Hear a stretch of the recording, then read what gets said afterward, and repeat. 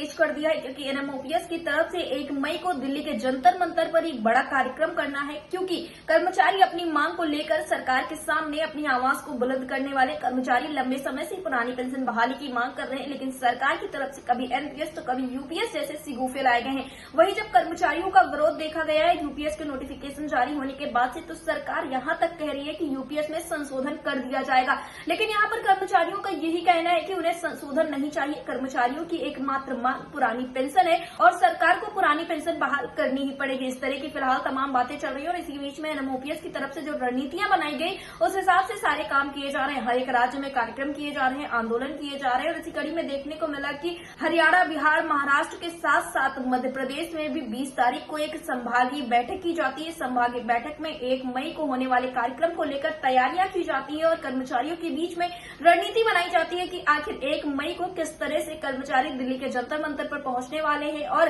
क्या कुछ बड़े कदम उठाने वाले हैं। मध्य प्रदेश राज्य में ये संभागीय बैठक कैसी रही, इस विषय में बताते हुए एनएमओपीएस मध्य प्रदेश राज्य प्रदेश अध्यक्ष परमानंद डेहरिया ने क्या कुछ कहा, आप भी सुनिए। परमानंद जी, आपका हमारे चैनल एयरटेल टीवी पे बहुत बहुत स्वागत है। जी बहुत बहुत धन्यवाद मैडम जी। परमानंद जी, जिस तरह से देखने को मिला कि 1 मई को लेकर लगभग हर एक राज्य में बैठकें की जा रही है, कार्यक्रम किए जा रहे हैं, इसी कड़ी में आपके द्वारा भी अवगत कराया गया था कि आपके यहाँ भी हाल फिलहाल में एक संभागीय बैठक हुई, तो ये बैठक कैसी रही है, क्या कुछ चीजें निकलकर सामने आ पाई हैं? जी, हमारे ग्वालियर चंबल संभाग का संयुक्त रूप से ग्वालियर जिले में एक विशेष अधिवेशन किया गया, जो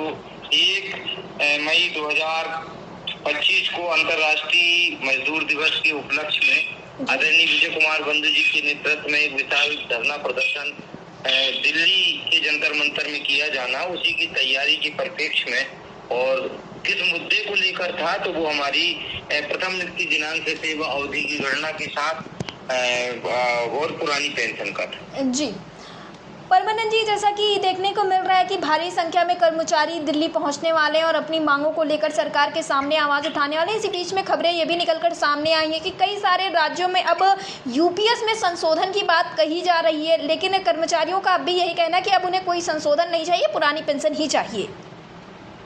नहीं, हमारी लड़ाई पुरानी पेंशन की थी और हमारी अंतिम दौर तक पुरानी पेंशन की लड़ाई लड़ी जाएगी बंधु जी के नेतृत्व में जी। और साथ ही हमें आपको ये बता दें कि पूरे मध्य प्रदेश में वरन जिस दिन से केंद्र सरकार ने, माननीय प्रधानमंत्री जी ने, केंद्र सरकार ने जिस दिन से यूनिफाइड पेंशन स्कीम को लागू किया है, जिस दिन से उन्होंने 1 अप्रैल से पूरे केंद्र के कर्मचारियों ने लागू किया